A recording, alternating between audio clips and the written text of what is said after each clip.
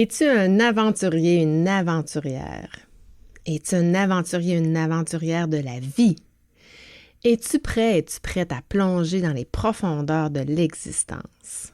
Ouh! Alors prends une grande respiration et prépare-toi à explorer aujourd'hui avec moi mon expérience traumatisante. Aujourd'hui, on fait surface pour respirer et parler des défis qui nous font parfois perdre pied. Tu sais, ceux qui te testent, ceux qui testent ta capacité à flotter quand tu navigues dans les eaux troubles. Alors aujourd'hui, découvrons ensemble comment ces défis de vérité peuvent devenir des tremplins vers ton épanouissement. C'est parti pour cette plongée introspective, mais c'est surtout parti pour cette plongée aux escoumins. Je m'appelle Vicky Jobin. Avec Vigie RH, je suis ton miroir, ta boussole, ton phare et ta bibliothèque vivante. Ensemble, partageons notre savoir, nos outils, nos conseils à travers cette communauté vibrante d'experts qui sont les étoiles dans la sphère de la GRH. Mon engagement? C'est prendre soin de toi, te faire prendre la hauteur, affiner ta vision et te positionner en véritable leader dans l'univers RH. Bienvenue sur mon podcast.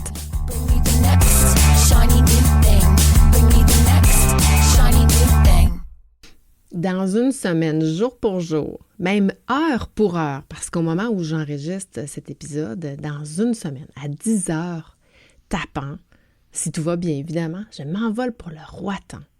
Le Roatan, c'est une super destination pour la plongée sous-marine sur l'île de Roatan qui est située au Honduras, dans les Caraïbes. Ça va être la deuxième fois que je vais là avec ma binôme de plongée Barbara. La première fois, c'était en janvier 2020, à la suite de notre certification de plongée qu'on a fait à l'automne précédent. Donc, 2 mois avant la pandémie, 1 mois avant que je quitte, comme disent les Français, le salariat, que je quitte mon travail pour revenir à mon compte. Ce qui fait que les voyages qu'on aurait souhaité planifier dans les années qui ont suivi, des voyages de plongée qu'on s'était imaginé, qu'on s'était préparé durant le voyage, ça a dû être repoussé. Ça ne nous a pas empêché, par contre, de réfléchir à une plongée un petit peu plus accessible là, ici au Québec, aux Escoumins là, particulièrement, tout près de Tadoussac. Et c'est avec cette histoire-là aujourd'hui que je fais des liens avec notre équilibre.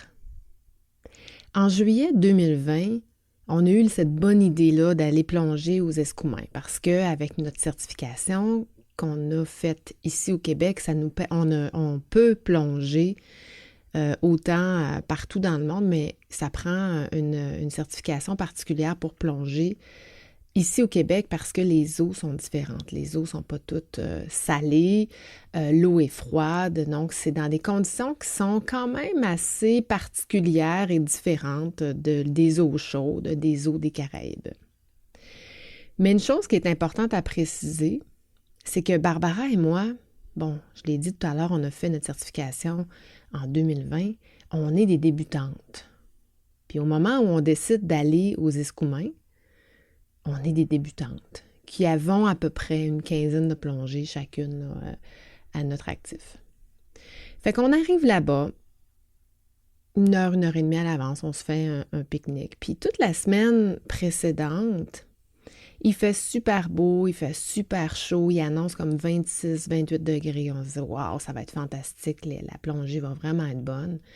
Mais là, pendant notre pique-nique, on regarde le fleuve au loin, puis le fleuve est plutôt foncé, il y a du vent, puis là, on se pose la question, puis on se dit, je pense qu'on ne pourra pas aller faire la plongée parce qu'il annonçait de la pluie, puis le ciel s'envenimait, puis on se posait des questions. Fait qu'on arrive à la base de plongée des Escoumins, puis là, rappelons-nous qu'en juillet 2020, il avait réouvert la possibilité de faire quelques activités ici, là, mais avec des petits groupes restreints, sans plus. Donc, il y avait quand même des critères à respecter, dont celui que le Dive Master ne pouvait pas s'approcher des plongeurs. Donc, ne pouvait pas toucher le plongeur, ne pouvait pas l'aider de quelconque façon. Donc, on devait tout faire les choses toute seule. Rappelons-nous qu'on est quand même débutante en la matière. Et ce jour-là, la Dive Master, c'était une Française qui en était à sa 2e saison ici au Québec. Puis elle, plonger dans cette eau-là, ça lui faisait pas peur. Puis là, c'est là qu'on aurait dû avoir... En fait, c'est là qu'on a eu notre premier warning qu'on n'a pas écouté. C'est le téléphone sonne. C'est une autre Dive Master qui lui dit « Écoute, je viens de canceller mes plongeurs. Moi, aujourd'hui, avec cette eau-là, je sors pas. » Fait qu'on dit « Ah ouais, ben toi, tu veux quand même sortir. » C'était, je pense, sa première ou sa 2e plongée de la saison. Elle dit « Oui, on sort pareil. Moi, j'ai pas de trouble avec ça. Ça me fait pas peur. Ah non, ça va bien aller. Blablabla. » Fait que nous, on arrive de Québec. On a mis peut-être 2 heures se rendre. On a loué une seule nuit dans un hôtel à Tadoussac, qui est à peu près à, 20-25 minutes de là. Puis on est un peu naïf, puis on se laisse guider, on lui fait confiance. Mais on a surtout envie de plonger. Puis là, elle nous donne nos bonbonnes, notre dry suit, notre lestage. Puis le poids du lestage, étant donné que l'eau, c'est de l'eau douce, est beaucoup plus important qu'en eau salée. Et là, c'est quand même lourd. Je pense que je dois avoir à peu près 60-65 livres d'équipement sur le dos, qui est à peu près la moitié de mon poids. Et là, on doit marcher parce que pour se rendre dans l'eau, il faut descendre une petite côte sur 300 ou 400 mètres. C'est quand même assez... c'est pas très loin quand on le marche à pied, mais avec un équipement sur le dos, c'est quand même assez important. Puis on arrive sur le bord de l'eau, il y a des crans, puis là, il y a des grosses crevasses, puis là, il faut enjamber les crevasses. Encore une fois, même en sandales, l'été, quand tu es en short, ça se fait bien, mais avec un équipement de 60-65 livres sur le dos, c'est pas si évident de garder son équilibre. Et là, la Française commence à nous faire une révision pour, je ne sais pas pourquoi, elle nous fait cette révision-là, mais juste par rapport à gonfler, dégonfler la veste. Puis là, je l'écoute, puis je comprends rien de ses explications, puis elle mélange, ça mélange, gonfle, dégonfle. Donc là, tu descends, tu gonfles, tu dégonfles. Là, on dirait que ça vient comme en contradiction avec ce que je connaissais. Puis là, mais je pose pas de questions, j'écoute, puis j'essaie d'appliquer ça. Alors, on arrive enfin dans l'eau.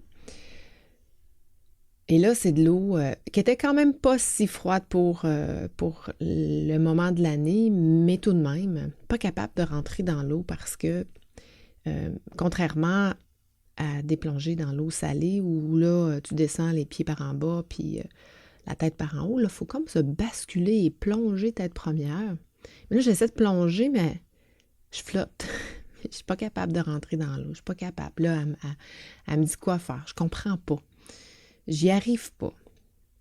Fait que Barbara, elle, a réussi à rentrer tout de suite. Puis là, elle attend, je sais pas moi, 5-10 pieds. Puis elle attend, puis elle regarde les trucs, puis elle s'en fait pas trop, mais elle nous attend. Moi, finalement, j'ai réussi à rentrer. Mais rendu à 5-10 pieds, là où on se prépare à descendre quelque part comme à 60 pieds, mais là, je suis hyper stressée. Je ne sais pas qu'est-ce qui se passe, mais je suis stressée, j'hyperventile, je suis super anxieuse et j'ai vraiment du mal à me concentrer tellement que je dois faire signe comme « Attendez, faut que je respire ». Puis les 2 filles me regardent, pas de problème, eux autres, ils regardent le paysage, puis il n'y en a pas de problème. Mais moi, je ne sais pas qu'eux, ils n'en ont pas de problème parce que dans l'eau, on se fait des signes, mais on ne peut pas parler. Donc, je ne peux pas leur exprimer comment je me sens. Je peux juste leur faire des signes pour dire « attendez ». Puis les filles, ils n'en ont pas de problème. Alors, je réussis à me calmer, autant bien que mal, mais... Puis après ça, ben, on se fait signe comme quoi on descend à 60 pieds. Mais moi, je reste... Puis tout ce que je réfléchis, tout ce que je pense à ce moment-là, c'est « respire, calme-toi ». Et toute ma concentration est tournée à me calmer et à respirer. Donc, j'ai aucune idée de ce qui se passe. Je suis comme une spectatrice, dans le fond, de ce qui se passe dans ma tête. Je suis pas présente. C'est comme un film, en fait. Les images dont je me souviens. Et là, la Dive Master commence à nous montrer des petits coraux, des petites affaires tout petites. Parce qu'il faut savoir qu'aux Escoumins, comparativement au Honduras ou au Mexique ou au Belize ou dans d'autres endroits dans le monde où les plongées sont prisées, mais c'est pas des coraux pleins de couleurs, des poissons variés, des tortues, des requins, c'est noir, l'eau est brouille. La seule chose que tu vois bien, c'est les oursins, puis c'est brun. Puis il y a un tapis ce que je me souviens, c'est que c'est Bourgogne et brun. Puis là, elle veut nous faire découvrir, dans le fond, les profondeurs marines de cet endroit-là, qui, soit dit en passant, sont quand même très, très magnifiques parce que c'est complètement une faune différente de ce que nous, on avait vu dans nos précédentes plongées. Mais là, elle nous montre des affaires petites de la petite vie marine. Mais là, il faut s'approcher. Moi, j'ai encore ma difficulté de flottabilité. Tout ce que je veux, c'est respirer, juste être spectatrice de la scène. J'ai pas envie de faire partie de la scène. J'ai juste envie de me contrôler. Mais là, je l'écoute, puis je m'avance parce qu'elle me fait signe, puis elle me refait signe. Puis là, je vais pas au début, mais elle me refait signe. Fait que finalement, je regarde, mais je regarde pas parce que c'est trop de concentration à ce moment-là pour m'avancer, puis admirer, puis apprécier ce qu'elle me montre. Alors, on commence à avancer. Mais moi, quand on respire beaucoup, puis qu'on hyperventile, on consomme beaucoup d'air. On consomme beaucoup de notre bonbonne, puis c'est pas long que la bonbonne se vide. Donc, on avance. J'ai aucun souvenir de la durée entre le moment où on est parti à 60 pieds puis qu'on a avancé. Mais tout ce que je fais, c'est regarder mon air descendre. Puis jusqu'au moment où, à un moment donné, je fais signe que je suis à la moitié de ma bonbonne. Donc, les filles sont super calmes. On se fait signe. On fait demi-tour. Puis on repart de l'autre côté. Mais là, en me retournant, j'ai un peu perdu ma flottabilité, donc je ne sais pas trop qu'est-ce qui s'est passé. Puis là, je me suis mis à gonfler, dégonfler ma vis. En fait, je ne sais plus. Je ne sais plus qu'est-ce que je fais. Là, je me souviens de me dire, « Hey, fallait-tu que je la gonfle ou que je la dégonfle? » Je pense que j'ai gonflé. Puis là, à un moment donné, je montais. Là, je dégonflais, mais je montais. Puis là, je redégonflais, je remontais. Bref, j'ai popé à la surface en l'espace de peut-être 30 secondes sans faire aucun palier de sécurité. Normalement, on arrête 3, 4, 5 minutes, environ à 5 mètres de profondeur. Je me souviens plus en pied, je pense que c'est 10 pieds. Bref, je me sens comme une âme qui se détache de son corps. Je me sens comme un ange qui remonte à la surface. Ah, je flotte.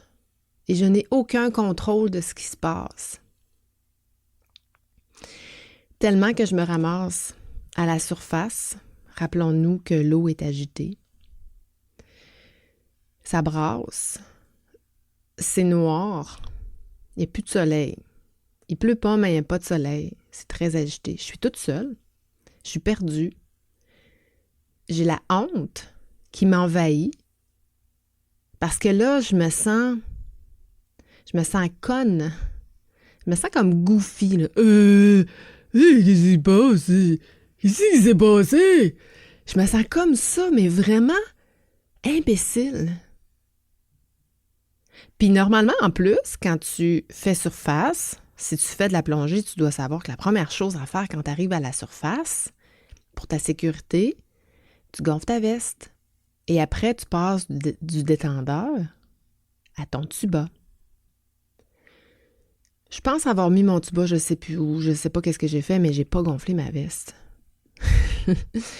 Bon, avec la quantité que j'avais mis dans l'eau, je flottais quand même pas pire, mais j'étais pas à pleine capacité. Puis là, je suis encore comme Goofy, puis qu'est-ce que j'ai fait? Je me sens vraiment comme la pire des connes. Je me sens vraiment comme la pire des plongeuses. Puis là, j'attends. Je sais pas combien de temps je suis restée à la surface, seule.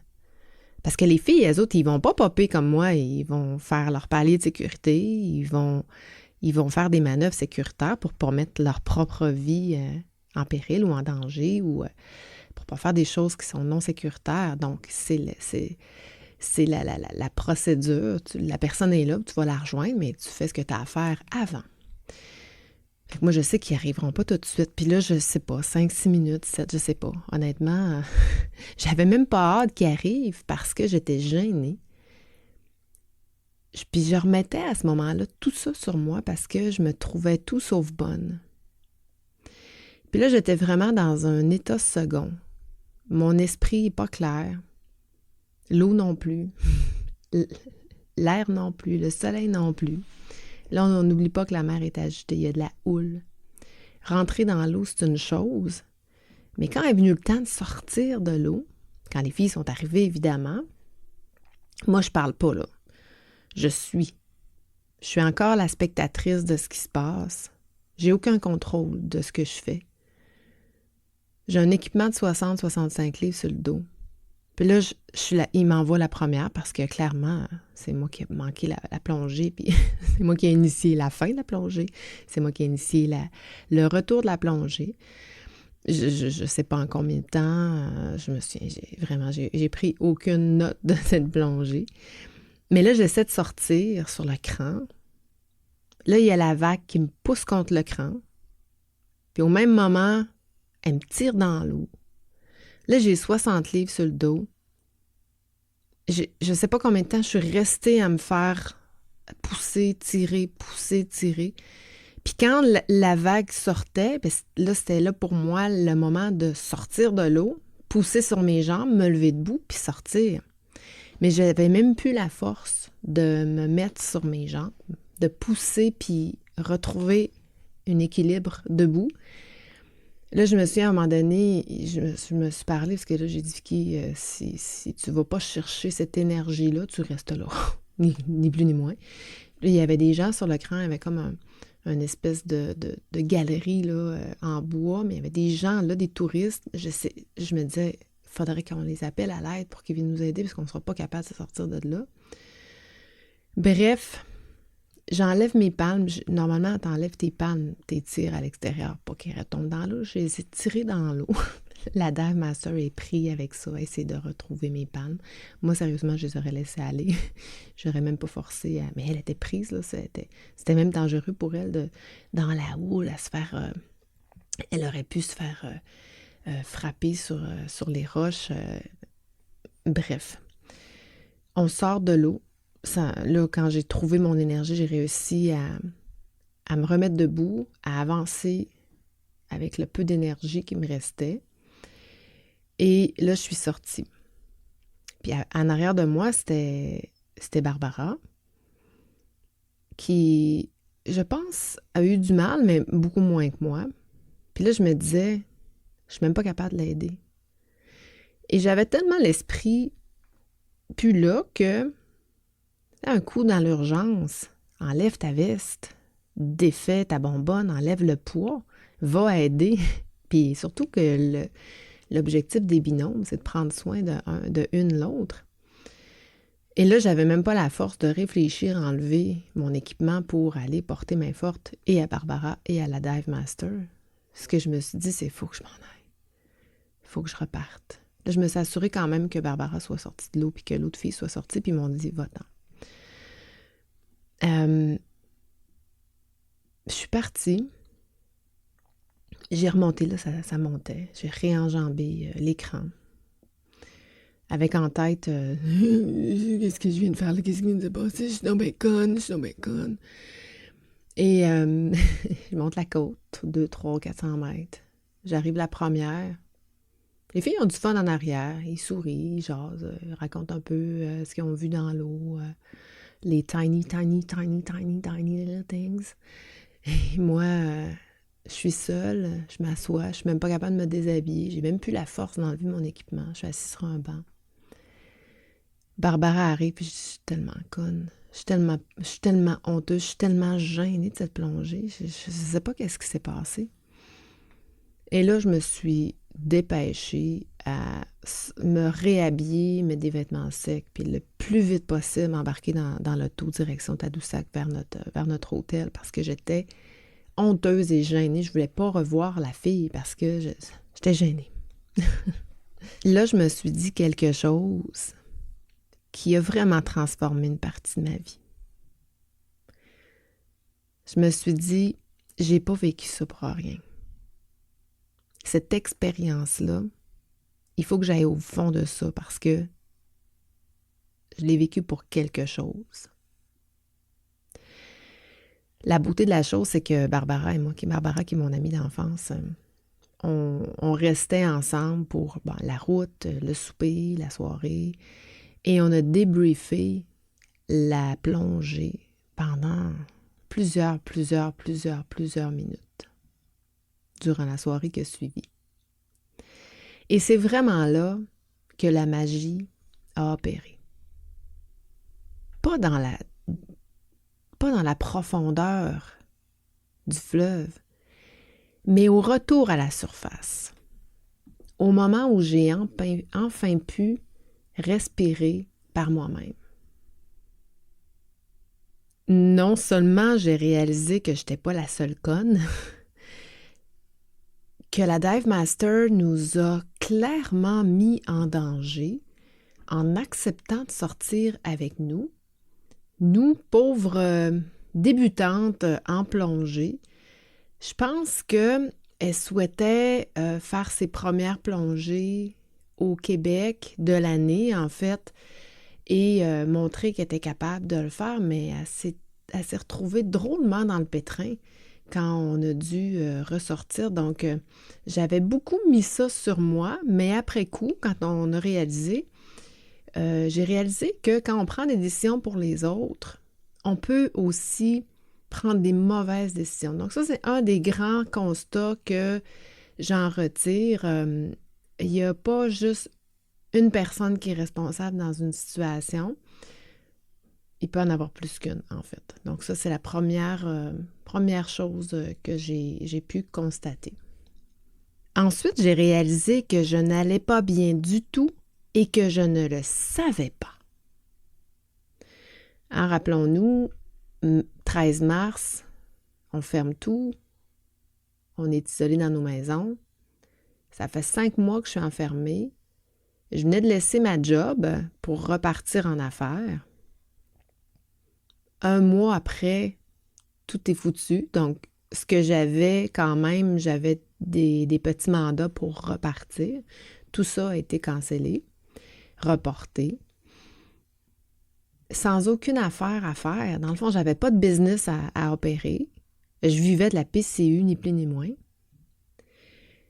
Et j'ai réalisé que je vivais sur le pilote automatique, jour après jour, que j'étais en flottabilité instable.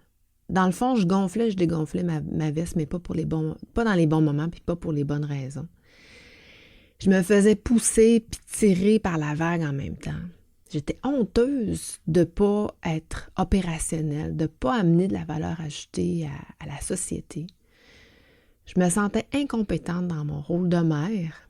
Je me sentais incompétente dans mon rôle de conjointe, dans mon rôle de professeur pour mon fils qui faisait l'école à la maison. En fait, je ne connaissais plus les manœuvres de base pour ma sécurité physique et mentale. Je ne les connaissais pas, en fait. J'étais perdue, je ne savais même pas que ça allait pas bien. Et cette plongée-là a été vraiment un warning, une mise à niveau, un constat de ma température de vie en général. Moi, quand je pense à la pandémie, là, j'ai très, très, très, très peu de souvenirs.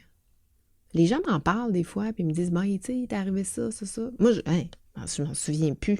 Vraiment, j'ai fait un blackout sur quelques mois.